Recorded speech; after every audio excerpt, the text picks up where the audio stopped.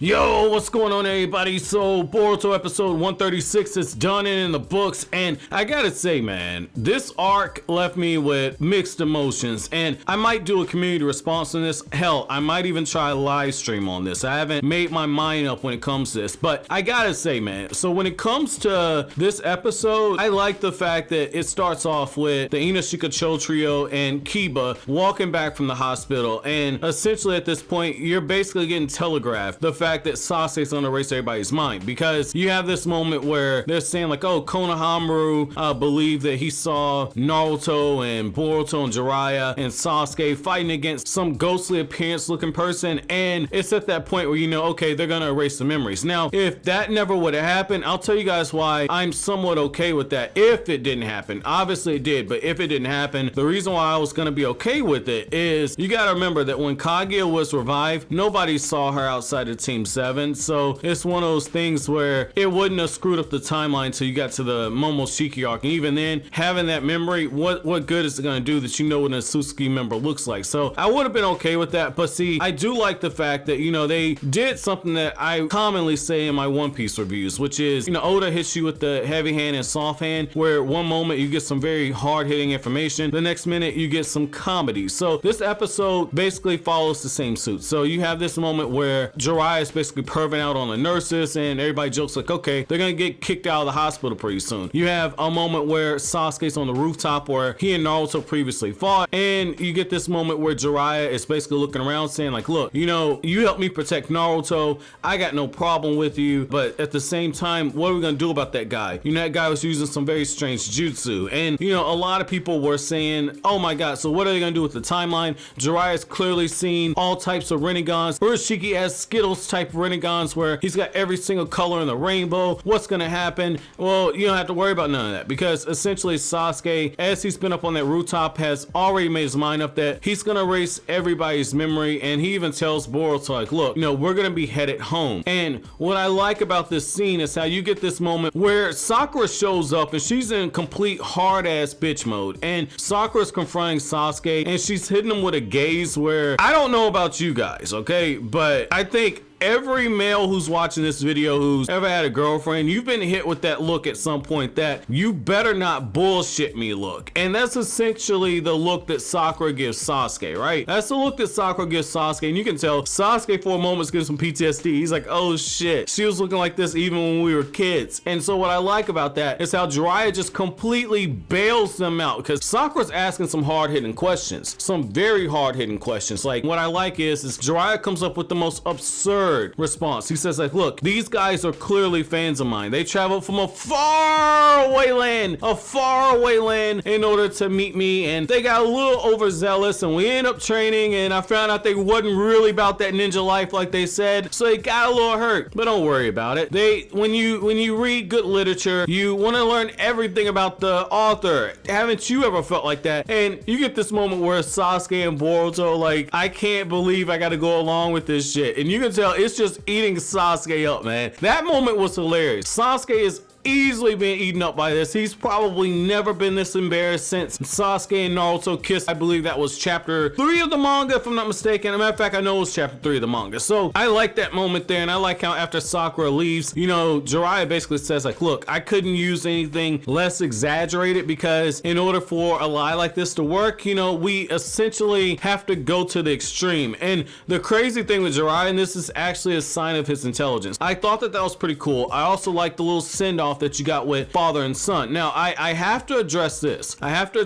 So I've already seen some comments, okay? I've already seen some comments where people are saying, this is a plot hole. How can Sasuke use Genjutsu on a Jinchuriki? This is clearly a violation of the original Naruto series. That's not true. That's not true. Let me restate this again. That's not true. So I'm going to give you 3 reasons why this isn't true. So I'm going to use adult Sasuke for the very first one. So if you go by one of the novels, okay? Go by one of the novels, Sasuke's Genjutsu as an adult is so fucking advanced right now to where Sasuke can use Genjutsu to overwrite Edo Tensei. Sasuke can do it with just his base Sharingan. Now, when you go back to the Naruto manga, okay? When you go back to the Naruto manga, Sasuke was able to simultaneously place all 9 Biju under a Genjutsu. His Genjutsu prowess was so insane that even the Sage of Six Paths was turned into a Sasuke fanboy at that point. Now, if you go back even further into the Naruto manga, if you go back even further in the timeline, it's been confirmed on numerous occasions that until a Jinchuriki actually becomes a perfect Jinchuriki, they are susceptible to Genjutsu. A perfect example of this is how Itachi placed Naruto on a Genjutsu a couple of times. So this isn't outrageous to think that Sasuke could place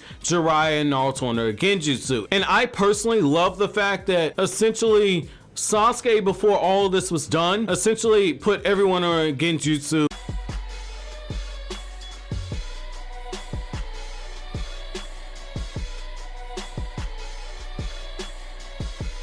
I like that, okay? Because one thing I was very worried about when I raised this possibility is the fact that you have this moment where it could have been a situation where Sasuke had to place everyone under a Genjutsu and everyone was conveniently gathered. I'm glad that they didn't do it in some cliche way where they're all having ramen or dinner or whatever they're having together and Sasuke just places everyone on a Genjutsu and he and Boruto walk out. I'm glad they didn't do something like that. I'm glad that they did a lot of this off screen because it's better storytelling that way. I like the whole aspect with the Genjutsu, and I like how even Jiraiya says, like, you know, a book is better when you don't know what's gonna happen at the end. So, you know, essentially this is them telling us, okay, everything that happened is gonna happen accordingly. But one thing I do like is the fact that we do see some ramifications of Boruto time traveling. So going all the way back, and I think I said this on Anime Ball's Deep Stream as well, you know, going all the way back, you know, I said, like, we definitely need to see some ramifications of Boruto time traveling. So the ramification that we see is that Denki's father actually remembers Boruto's whole conversation with Naruto. So I thought that that was pretty interesting that, you know, that's the one thing that's a bit of a holdover. And I like how you get this moment where essentially they tell the turtle, the time traveling turtle, go off, do whatever it is that you want to do. So, you know, that is a plot thread that could come back up in the future, but the way that it's written, this is gonna be one of those things where you're not gonna see a turtle again. It's just, you have to suspend disbelief. Other thing is that I like how Boruto, when he's looking at the photos of Naruto and he's having that conversation with Hinata, you know, Boruto is acknowledging, like, hey, you know, my dad really went through some crazy stuff because he's a Jinchuriki, and it's hard to believe when you look at him now. And that just kind of ties into what Boruto told Naruto. He says, like, the next time we'll meet each other, you'll already be the Hokage. Hopefully they're using this arc to get Boruto closer to where he is in the manga, because one thing I've said repeatedly is this whole daddy wasn't there spiel. I am absolutely sick of it in the anime. Like, the manga's handled it perfectly. After the versus Momoshiki arc, they essentially took the route that the movie did, where father and son said, okay, we're gonna work together to understand one another. Naruto's like, look, I know I'm a shit dad, but I'm gonna work on being better. I'm gonna try to spend more time with you. And Boruto's like, look, I'll try and understand you as well. They have the father-son's fist bump, and then they kind of walk off and do their separate things. So I like that the anime is finally getting to this point and resolving all that stuff, because I personally feel like this is what, episode 136? I feel like this is dragged out at least 40 episodes too long. So I like that we're finally moving past that. I thought that the whole bonding moment with father and son, where they're eating the ramen and they met at Jiraiya's grave, I thought that that was pretty cool. And I like how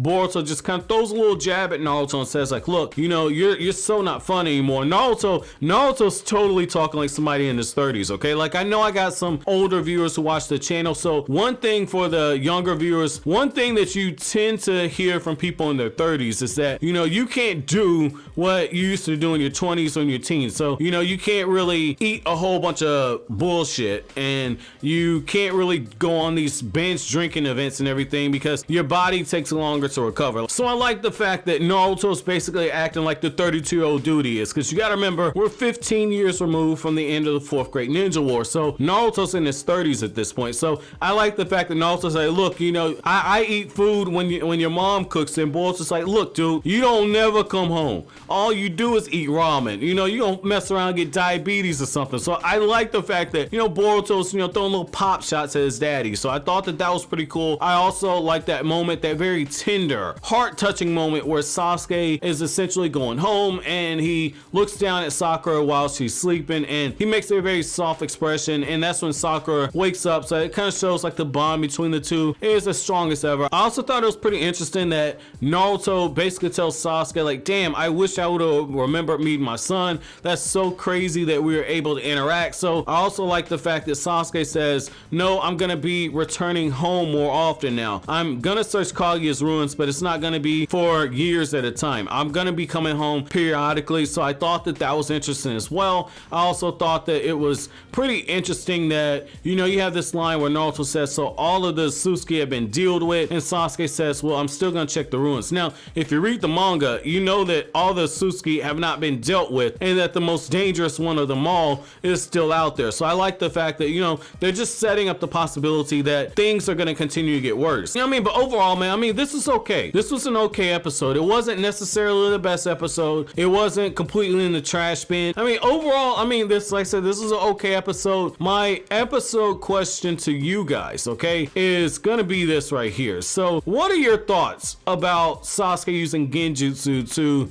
erase the memories of everybody? Do you think that that was a fair enough payoff, or do you think that there should have been a bigger ramification for this? Let me know what you guys think down in the comment section below. As always, guys, if you like anything I had to say, don't forget to comment, rate, subscribe, and share. Thank you so much for watching all the way to the end. Have an awesome day, guys.